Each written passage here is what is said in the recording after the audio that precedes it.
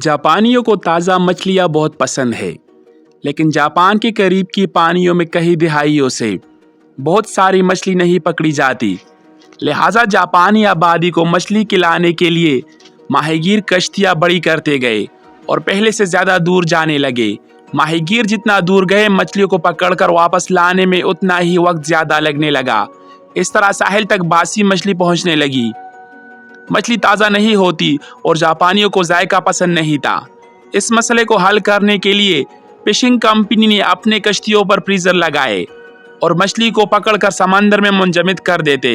Freezer की वजह से कश्तियों को मजीद दूर जाने और ज़्यादा देर तक समंदर में रहने का मौका मिला। ताहम जापानी को मुंजमद मछली का जायका भी पसंद नहीं आया। मुंजमद मछली कम कीमत लाती थी, तो माहीगीरी करने वालों ने फिश टैंक लगा दिए। वो मछली को पकड़ लेते और टैंकों में भर कर ले आते।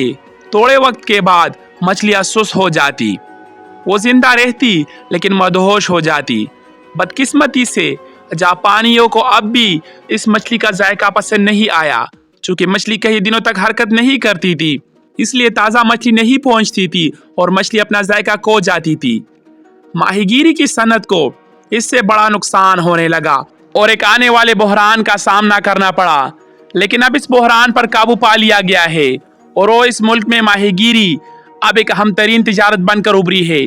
जापानी फिशिंग कंपनियों ने इस मसले को हल कैसे किया? वो जापान में ताज़ा चखने वाली मछली कैसे लाते थे? ये एक ऐसा सवाल है जिसका जवाब सुनकर आप न सिर्फ हैरान रहेंगे, बल्कि उनके दिमाग की और काम करने की लगन और सलाहियत को भी तारीफ की नज़र से देखेंगे। मछली के जायके को ताज़ा रखने के लिए जापानी माहीगीरी कंपनी ने उस मछलियों को टैंकों में डाल दिया, लेकिन अब वो हर टैंक में एक छोटी सी शार्क को भी शामिल कर देते थे।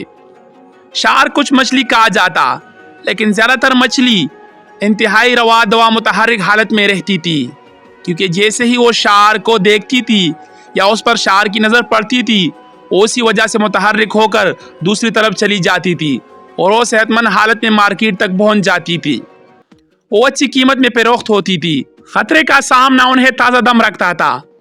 इंसान भी इसी चीज़ की सिचुएशन का आदी है कि जब तक इंसान की ज़िंदगी में मुश्किलात और ख़तरा रहता है, इंसान भी ताज़ा दम रहता है।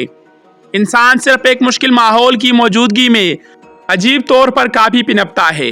जॉर्ज बर्शार्ड ने कहा, इत्मीनान मौत है। अगर आप मुस्तकिल तौर पर चैलेंजेस को पता कर रहे हैं तो आप खुश हैं। आपके चैलेंजेस आपको मुतहर्रिक रखती है और आपको जिंदा रखती है। अपने टैंक में शार्क रखिए और देखिए कि आप वाकई कहाँ जा सकते हैं।